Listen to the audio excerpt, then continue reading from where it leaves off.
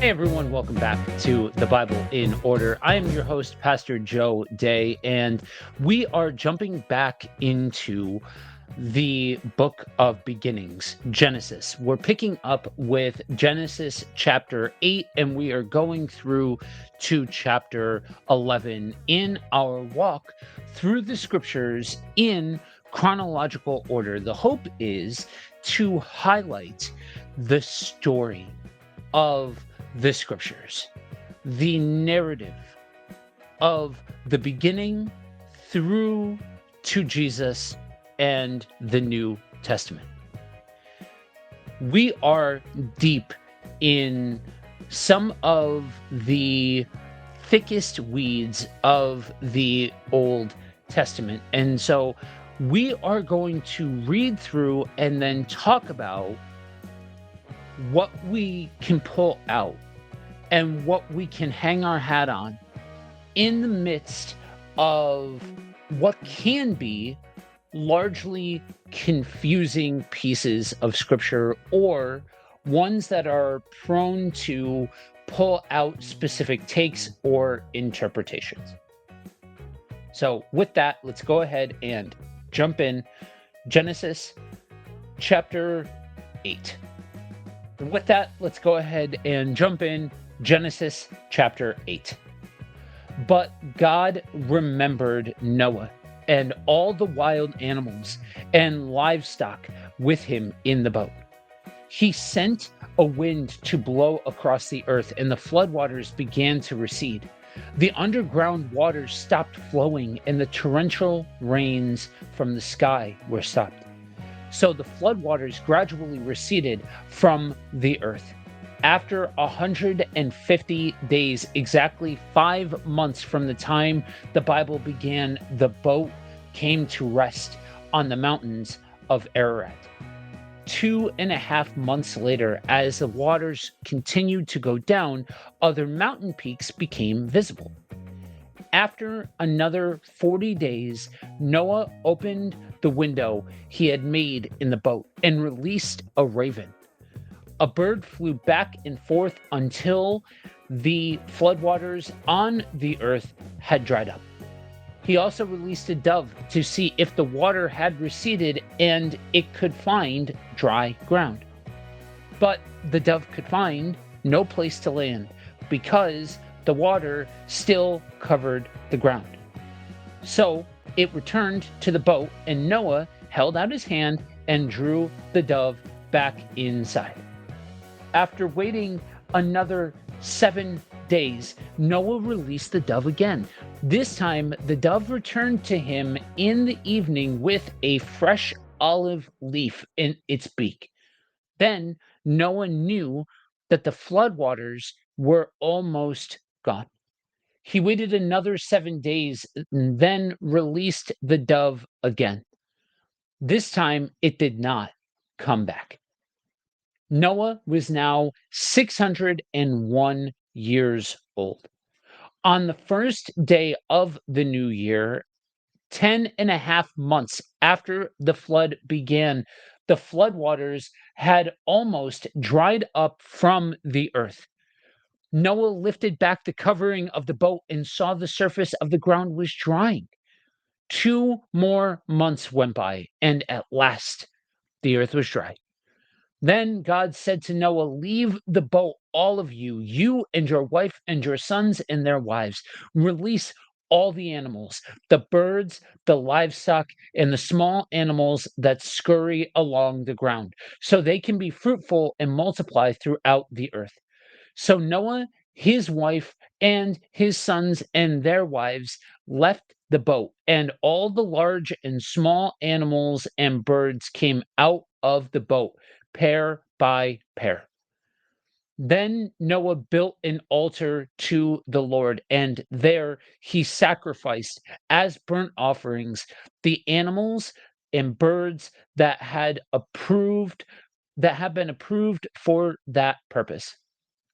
And the Lord was pleased with the aroma of the sacrifice and said to himself, "I will never again curse the ground because of the human race, even though everything they think or imagine is bent towards evil from childhood. I will never again destroy all living things. As long as the earth remains, there will be planting and harvest, cold and heat, summer and winter, day and night. Then God blessed Noah and his sons and told them, "Be fruitful and multiply, fill the earth, all the animals of the earth, all the birds of the sky, all the small animals that scurry along the ground, and all the fish in the sea will look on you with terror and fear. I have placed them in your power. I have given them to you for food, just as I have given you grain and vegetable. But you must never eat any meat that still has the lifeblood in it. And I will require the blood of anyone who takes another person's life. If a wild animal kills a person, it must die. And anyone who murders a fellow human must die. If anyone takes a human life, that person's life will also be taken by human hands. For God made human beings in his own image. Now be fruitful and multiply and repopulate the earth." Then God told Noah and his sons, "I hereby confirm my covenant with you and your descendants, and with all the animals that were on the boat with you, the birds, the livestock, and all the wild animals, every living creature on earth.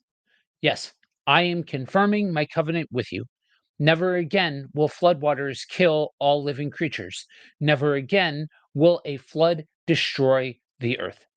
Then God said, "I am giving you a sign of my covenant with you and with all living creatures for all generations to come.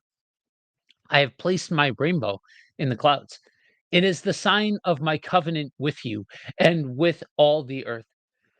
When I send clouds over the earth, the rainbow will appear in the clouds, and I will remember my covenant with you and with all living creatures. Never again will the floodwaters destroy all life. When I see the rainbow in the clouds, I will remember the eternal covenant between God and every living creature on the earth." Then God said to Noah, "Yes, this rainbow is the sign of the covenant I am confirming with all the creatures on earth." The sons of Noah who came out of the boat with their father were Shem, Ham, and Japheth. Ham is the father of Canaan. From these three sons of Noah came all the people who now populate the earth. After the flood, Noah began to cultivate the ground and he planted a vineyard. One day he drank some wine he had made, and he became drunk and lay naked inside the tent. Ham, the father of Canaan, saw that his father was naked and went outside and told his brothers. Then Shem and Japheth took a robe, held it over their shoulders, and backed into the tent to cover their father. As they did this, they looked the other way so they would not see him naked. When Noah woke up from his stupor, he learned what Ham, his youngest son, had done. Then he cursed Canaan, the son of Ham. "May Canaan be cursed. May he be the lowest of servants to his relatives." Then Noah said, "May the Lord, the God of Shem, be blessed, and may Canaan be his servant. May God expand the territory of Japheth. May Japheth share the prosperity of Shem, and may Canaan be his servant." Noah lived another 350 years after the great flood. He lived 950 years. Then he died. Genesis 10. This is the account of the families of Shem, Ham, and Japheth, the three sons of Noah.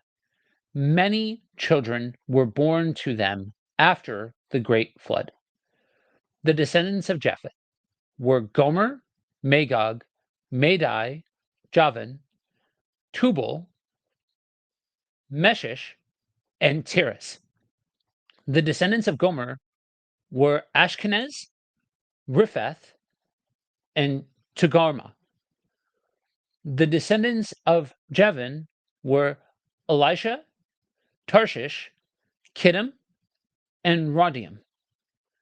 Their descendants became the seafaring peoples that spread out to various lands, each identified by its own language, clan, and national identity. The descendants of Ham were Cush, Mizraim, Put, and Canaan. The descendants of Cush were Seba, Havilah, Sabta, Ramael, and Sebteca.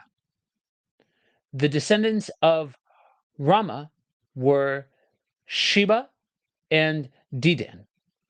Cush was also the ancestor of Nimrod, who was the first heroic warrior on earth. Since he was the greatest hunter in the world, his name became proverbial. People would say this man is like Nimrod, the greatest hunter in the world. He built his kingdom in the land of Babylonia with the cities of Babylon, Erech, Akkad, and Cana. From there, he expanded his territory to Assyria, building the cities of Nineveh, Rehoboth, Mir, and Kala, and Resen, the great city located between Nineveh and Kala. Mizraim was the ancestor of the Ludites, Anamites, Rehabites, Naphutites, Pathrusites, Paslahites, and Caphtorites, from whom the Philistines came. Canaan's oldest son was Sidon, the ancestor of the Sidonians. Canaan was also the ancestor of the Hittites, Jebusites, Amorites, Girgashites, Hivites, Arkites, Sinites, Arvadites, Zamarites, and Hamathites. The Canaanite clans eventually spread out, and the territory of Canaan extended from Sidon in the north to Gerar and Gaza in the south, and east as far as Sodom, Gomorrah, Admah, and Zeboim near Lasha. These are the descendants of Ham identified by clan, language, territory, and national identity. Sons were also born to Shem, the older brother of Japheth. Shem was the ancestor of all the descendants of Eber. The descendants of Shem were Elam, Asher, Arphaxad, Lud, and Aram. The descendants of Aram were Uz, Huel, Gether, and Mash. Arphaxad was the father of Shelah, and Shelah was the father of Eber. Eber had two sons, Peleg, which means division, for during his lifetime the people of the world were divided into different language groups. His brother's name was Joktan. Joktan was the ancestor of Almodad, Sheleph, Hazarmeth, Jerah, Hadorma,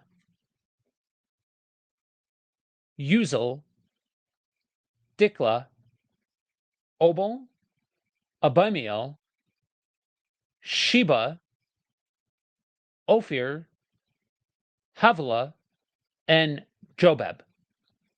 All these were descendants of Joktan. The territory they occupied extended from Mesha all the way to Sefer in the eastern mountains. These were the descendants of Shem, identified by clan, language, territory, and national identity. These are the clans that descended from Noah's sons, arranged by nation according to their lines of descent.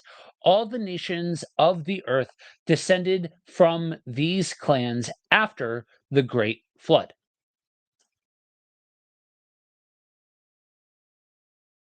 Chapter 11. At one time, all the people of the world spoke the same language and used the same words. As the people migrated to the east, they found a plain in the land of Babylonia and settled there. They began saying to each other, "Let's make bricks and harden them with fire." In this region, bricks were used instead of stone, and tar was used for mortar. Then they said, "Come, let's build a great city for ourselves with a tower that reaches into the sky. This will make us famous and keep us from being scattered all over the world." But the Lord came down to look at the city and the tower the people were building.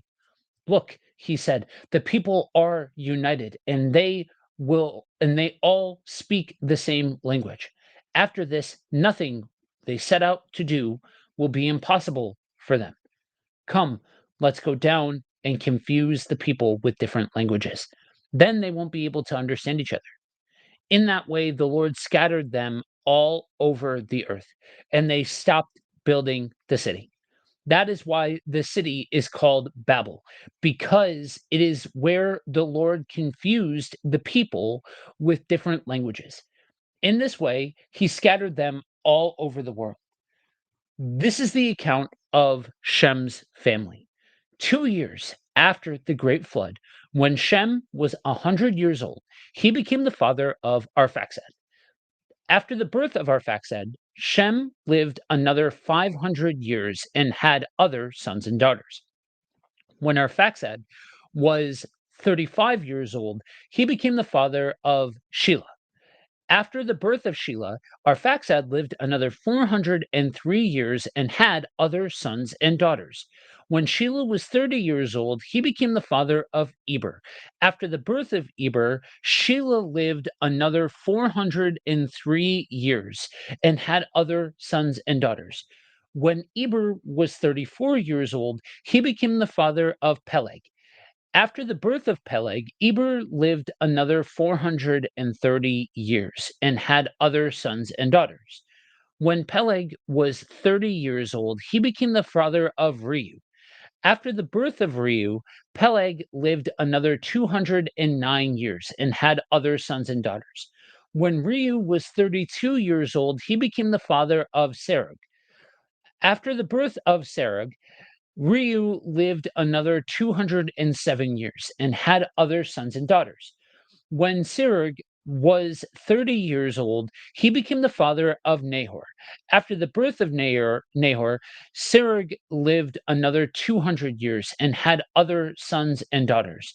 When Nahor was 29 years old, he became the father of Terah. After the birth of Terah, Nahor lived another 119 years and had other sons and daughters. After Terah was 70 years old, he became the father of Abram, Nahor, and Haran. This is the account of Terah's family. Terah was the father of Abram, Nahor, and Haran. And Haran was the father of Lot. But Haran died in Ur of the Chaldeans, the land of his birth, while his father Terah was still living. Meanwhile, Abram and Nahor both married. The name of Abram's wife was Sarai, and the name of Nahor's wife was Milcah. Milcah and his sister Iscah were daughters of Nahor's brother Haran. But Sarai was unable to become pregnant and had no children. One day, Terah took his son Abram, his daughter in law Sarai, this was Abram's wife, and his grandson Lot, his son Haran's child, and moved away from Ur of the Chaldeans. He headed to the land of Canaan, but they stopped at Haran and settled there. Terah lived 205 years and died while still in Haran. So, with this section of scripture, we wrap up the mythos of man. We wrap up the first 11 chapters that lead the way into Abraham and the patriarchs. That word mythos is one that we'll get more into when we do our full recap on the first 11 chapters, but essentially it just means origin story. A lot of times it gets associated with fantasy, myth, fake, folklore, stuff like that. But it just means origin. And that's what we're getting here, the origin of mankind, told in story format, passed down from generation to generation, even before it was written down and given a chronology in the sense that we have it today. And so when looking at the back half of the flood, we get the ending of the flood and then Noah and his family landing and then post flood from that point. And the important parts to pull out from the ending of the flood sit at a different layer than exactly what you believe about the flood. Because this is one of those sections of scripture. I could sit here and give you an eloquent speech about why I believe this specific version of the flood narrative. And I could dot every I, cross every T, and give you receipts for every single piece of it. And somebody watching will disagree with me and say that everything that I have said is wrong. Just like somebody will watch them and their version of events or version of interpretation and say that they are wrong. It's the same thing with creation as well. There are so many different ways to interpret it. That's why we hold to what's the intent of the text? What is this text trying to tell us? And this is trying to reflect the fact that God made a promise to Noah that this wouldn't happen again, that a decreation event like this isn't going to happen again.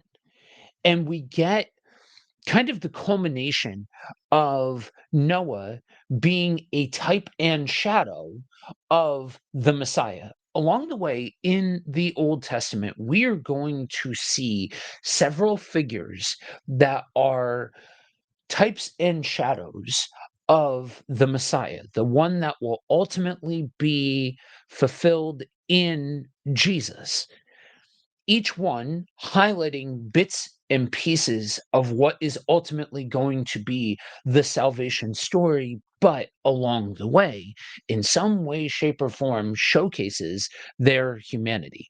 And that's what we get here. When everything's landed, we get this weird scene that almost seems like it comes out of nowhere, but really what it's doing is showcasing the fact that, yes, Noah was a righteous man. Yes, Noah was a man who followed God, but Noah was still a flawed man. And that that's what's being highlighted there. And it's to show that he is not the Messiah, that he fell short even in his righteousness.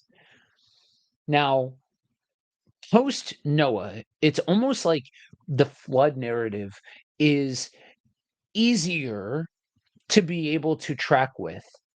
And then you get the Table of Nations, and then you get the Tower of Babel. And one of the fascinating things that I find is the Tower of Babel is one of these stories, kind of like the flood, right? That gets pulled out and put into children's books. It gets cartooned, it gets turned into something isolated without any of the context of really why it's kind of confusing, or why it's a little bit controversial, or why it's contested as to what exactly it means. It's given a life unto itself without trying to put it into the context of what it is trying to say in the first place.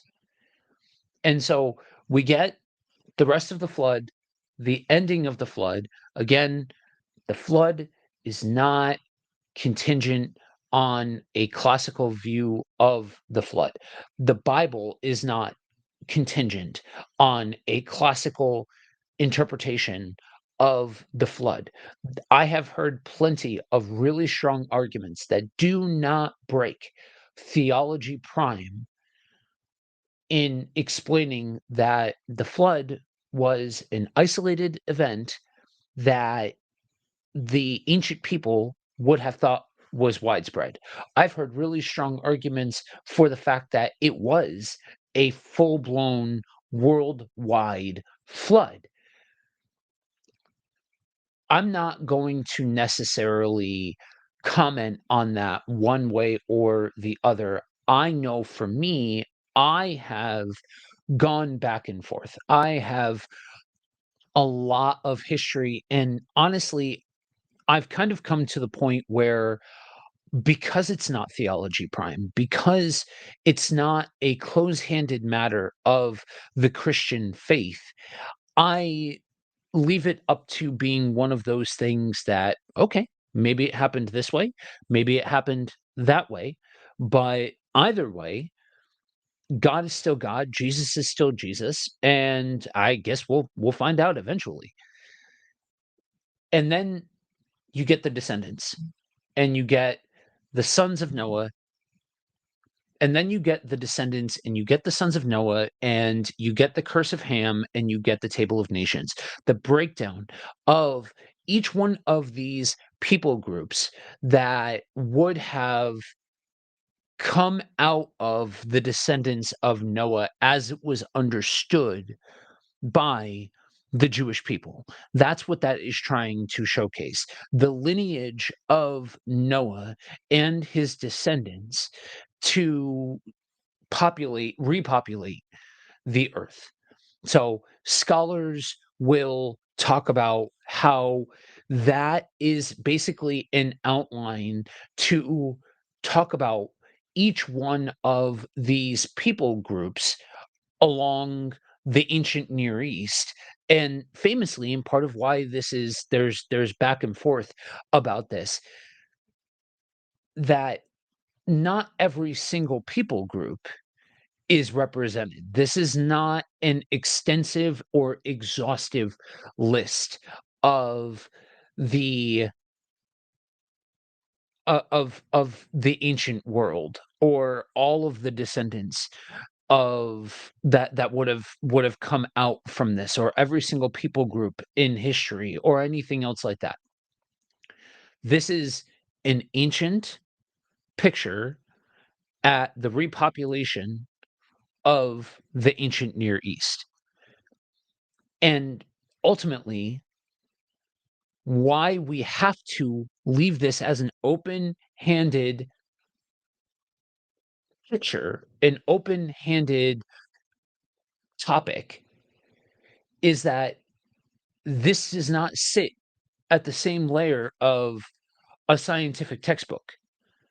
We cannot look to some piece of evidence or some piece of proof that fully and completely explains all of this, or gives an answer to every single question that we may have. It's the same thing with creation. There's a lot of different interpretations of, were Adam and Eve the first humans? Were they not? Were they real? Were they not?